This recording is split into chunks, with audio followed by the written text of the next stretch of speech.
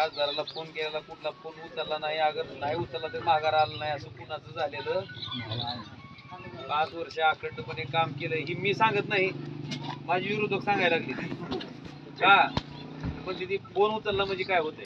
आणि सगळ्यात महत्वाचं, ज्या लोकांचं हात गद्दारीत बरबडली, गद्दारी कळती का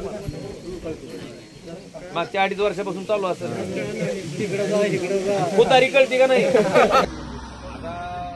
आपले विरोधकच आपलं मान्य करतात की ही सगळ्याचं फोन उचलत आहे, आपले विरोधकच मान्य करतात की ही सगळ्याच्या संपर्कात आहे. कसं मध्ये तरतूद केले. एवढंच नाही, 38 जे सबस्टेशन आहेत त्या 38 सबस्टेशन मध्ये एक जर 5चा ट्रान्सफॉर्मर असेल तर अजून एक तिथं ट्रान्सफॉर्मर वाढवण्यासाठी 38 ठिकाणी आपण व्यवस्था केली आहे. त्याचबरोबर 13 उपकेंद्रामध्ये म्हणजे 13 सबस्टेशन मध्ये जिथं 5चे ट्रान्सफॉर्मर आहेत ते 10चे करायचा निर्णय त्या ठिकाणी ह्या RDSS मधून केलाय. 1945 किलोमीटरचं हाय टेन्शन वायर नवीन त्या ठिकाणी हंतरायचं काम आणि त्या बॅरेज मध्ये साठलेलं पाणी उचलून इथं रामदारा तलावात टाकायचे म्हणून.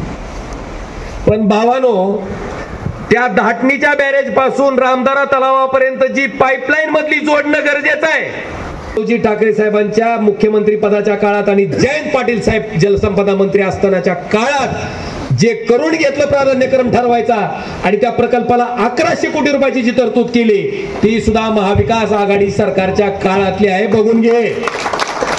मध्ये माझ्या गोरगरीब माणसाला 1 पैशाचाही खर्च न करता सगळ्या प्रकारचे ऑपरेशन मोफत त्या ठिकाणी व्हायला पाहिजे.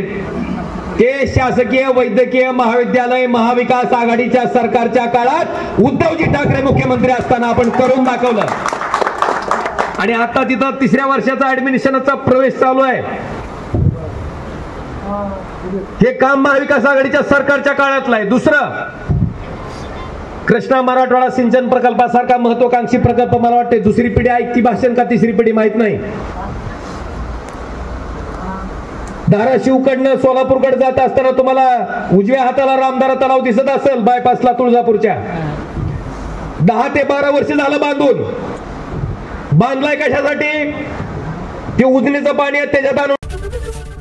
ABP माझा, उघडा डोळे बघा नीट.